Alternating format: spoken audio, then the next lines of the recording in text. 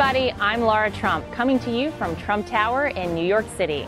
We're glad to connect with you on social media because, as President Trump says, social media is the only way for us to get out the truth about his agenda to make America great again. This is where we can explore the real issues that matter to hardworking Americans ready to drain the swamp in Washington, D.C. Today, we discuss national security under the president's leadership, from ISIS to North Korea to the latest terror attacks on American soil. Here, offering his insights, is highly experienced U.S. intelligence officer and a recipient of the Bronze Star, retired Lieutenant Colonel Tony Shaffer. Tony, thank you so much for joining me. We're so excited to have you. Hey, Laura, thanks for having me. It's very good to be on with you. Absolutely. We want to get your perspective on President Trump and the difference he's making and his leadership is making in our national security. I understand, first off, that you are producing a television series examining the president's policy to defeat ISIS and our path to victory in Syria and Iraq. Right. Tell me a little bit about this series. The series is called Chain of Command. It's actually been advertised on the National Geographic Network. The premiere is scheduled for, I believe, 9 January. And Laura, what's notable about this is the first time ever any series on any network is documented from the top down, from the president down to the people in the field, how we fight wars. So what's notable here is that this documentary process outlines everything that's happened pretty much from the moment President Trump came into office. And the good news is, let me cut to the chase and tell you the great news at the end of season 1 is ISIS is pretty much defeated. It has been very clear and necessary that President Trump allowed those leaders at the Pentagon to essentially do a great job in going after ISIS. And I think it's great that this series captures everything from the top down to the field of how things have been prosecuted. That is so exciting. I can't wait to watch it. We will all be sure to tune in.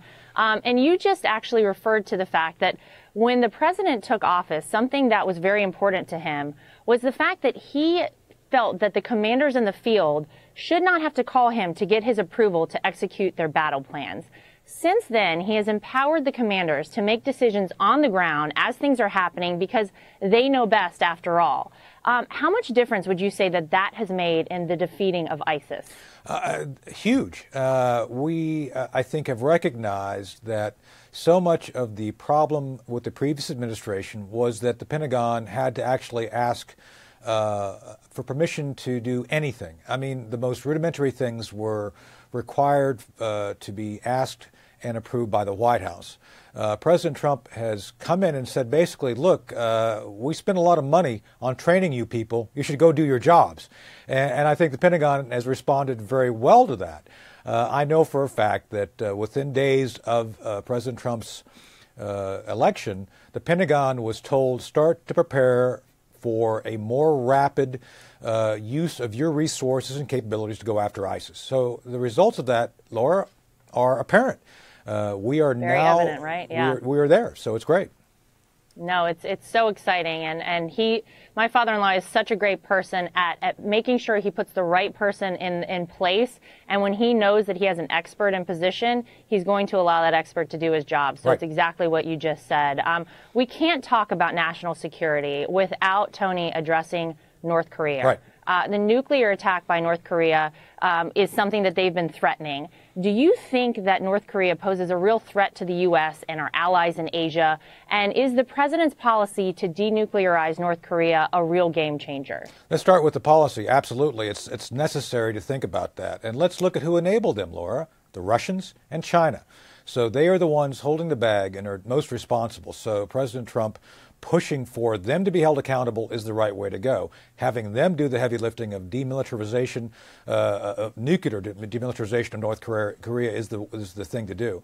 And let's remember, the Chinese would be the ones most devastated in the world should there be a nuclear exchange with North Korea. They live there, and their economy is fragile as it is. And I think President Trump has rightly reminded the Chinese, you're both responsible and culpable, and if something goes wrong, you'll be holding the bag. I think President Trump has made it very clear, and appropriately so, that a military option is on the table. It should never have been taken off the table. And frankly, the idea of appeasement, which has been the answer given by every administration since Clinton, President Clinton's administration, has been wrong. And I think President Trump finally has had the courage to say, enough's enough. We will not appease you. It's time to change the way we do business. You got that right. That's for sure. Tony, something else I want to talk about. This week in New York City, we were the target of another terrorist attack. Right. The White House said this attack could have been prevented with President Trump's immigration policies in place. Right. What do you think should be done to fulfill the president's objective of stopping these attacks?